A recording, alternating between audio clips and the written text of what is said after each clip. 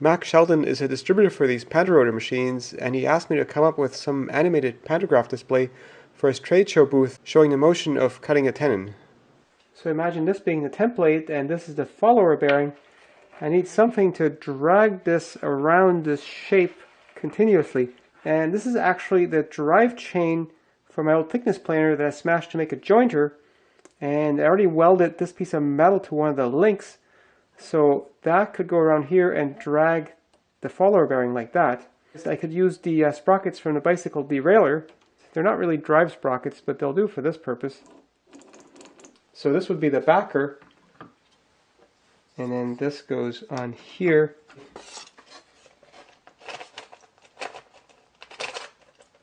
So I showed Mac what I had so far, and he actually mentioned he'd been thinking of using sprockets of 5 to 8 inches in diameter. So clearly he had something much bigger in mind. I was originally going to have this chain drive this thing here, but instead I'm actually going to extend this pantograph down here and drive it down here. And that way this is at the same scale as what the router model is going to be. And so my motion ends up being much bigger. This part is going to be hidden in a box, which means I don't have to focus on hiding this chain anymore. So now I have ball bearings on both sides of the shafts for this thing. And then that fits together with this part here. And I've shortened the bit that I welded onto the chain, and then this pin is going to fit in there. And by having this thing very close to the chain, this will be much more robust. So I've got my pieces cut out. The CD-ROM represents the router, follower bearing, handle. And then this part here is going to be below the table that actuates the whole thing. Some of these links consist of multiple layers, and I've glued up some of these already here, and they're going to hinge together like this with a pin that goes through here. And that pin is only going to be held in place by friction, so I've been experimenting and drilling a 3/16 inch hole for the 3/16 inch pin. Makes it actually quite tight. In fact, I have to put it in with a hammer. That'll lock the pins in place.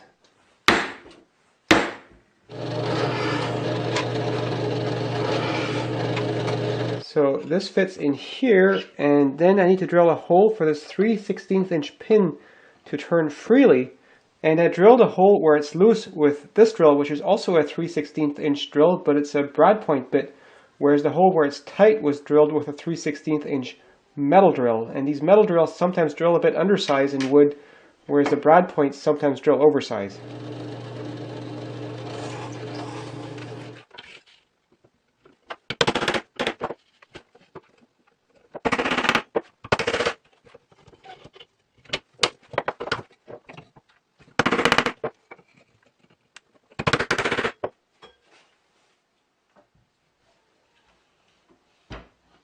So this thing has got a bit of friction, which I really want to avoid. Plus I also realized I want to paint this thing, so I should make that middle member a little bit thinner to allow for a layer of paint.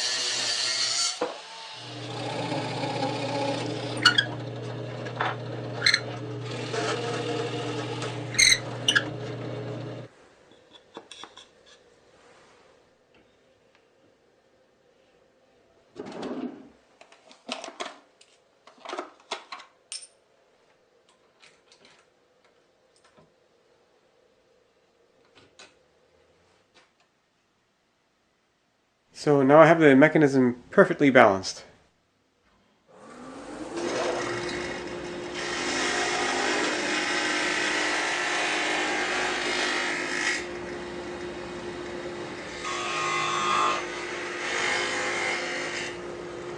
With my topmost links hollowed out a little bit, I should need just a bit less counterweight.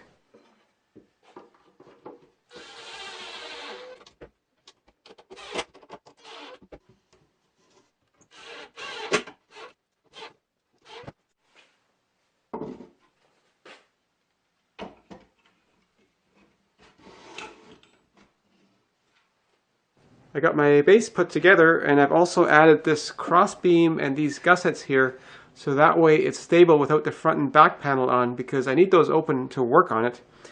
And here's my chain drive, and I've got a motor, and I found a gear in my box that totally goes with the gear that's already on this motor.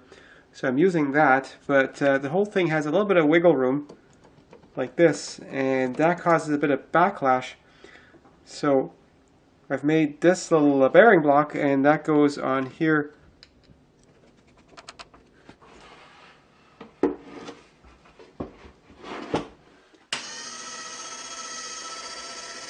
So I've got my chain drive here, and I've put some counterweights in the bottom here. And to keep this all together so it doesn't disengage with the chain, I've got this thing that goes against here.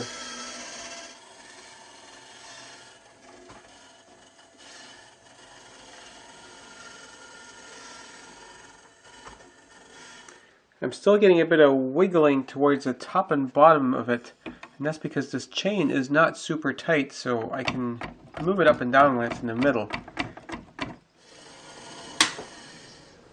So I've got a little router ball bearing here, and now I'm just going to put this here, and that will prevent the ball bearing from rising too much above the chain.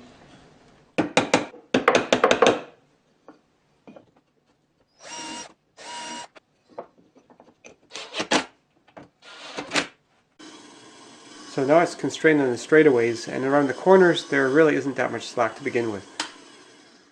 Getting this all assembled is pretty tricky. So first the shaft, then the bearing.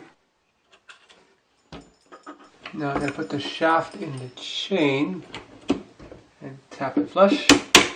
And now put this on to lock it. With things tightened up on the bottom, this thing here, representing the router bit, should be able to move around this shape here, which represents a tenon, without getting too jumpy or getting too far away from the tenon. Well, it's rubbing a little bit, but it seems to be staying pretty close all around.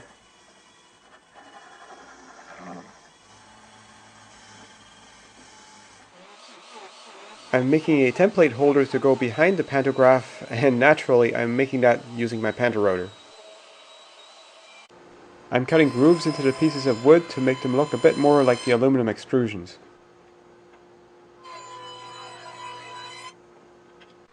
There's lots of work left to finish this up. I put the table together just with screws in from the top, and I glued in threaded inserts on the bottom so that it could be attached to this table and still be removable, because there's a good chance this will need to be taken apart for moving or for repair.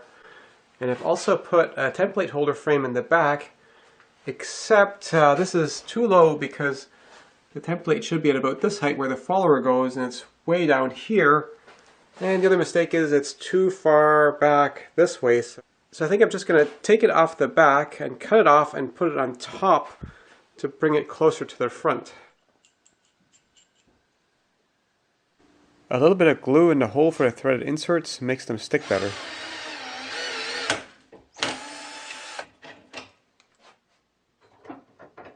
I'm starting to think about how this thing comes apart to go to different trade shows, and I figure threaded inserts and bolts would probably be the easiest and most durable option.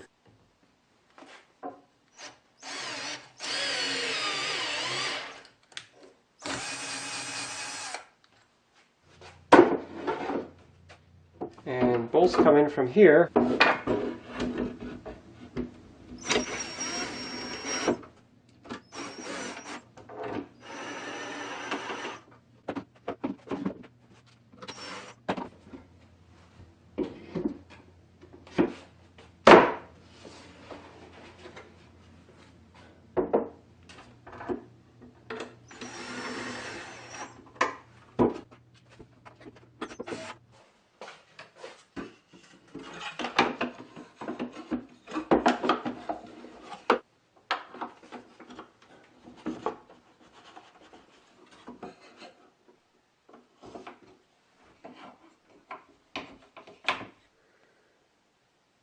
There's a tiny little hole right here, and so this bent paper clip will prevent this pin from wandering out slowly over time.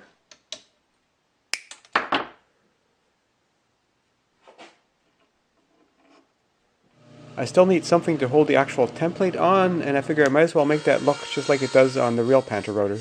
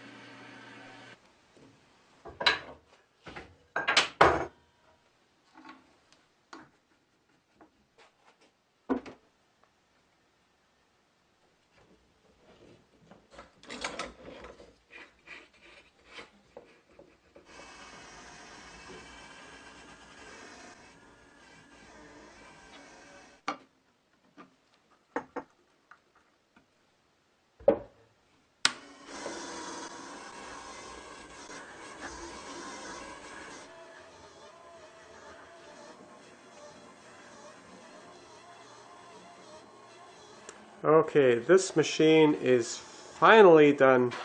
I made a few more refinements and I put on the full-length operating lever because that would have hit the ceiling on my workbench, and that required a whole lot of extra counterweights back here so that the motor doesn't have to work so hard. And I added some hooks for holding these things when they're folded down for storage. And now I just got to take this thing apart and figure out how to get it into this box that I made for it.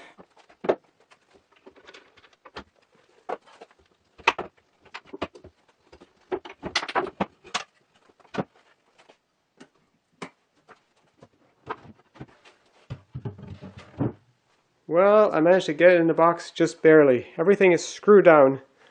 It's quite the puzzle, so if you want to reuse that box the same way, you better take some careful notes and photos when you unpack it.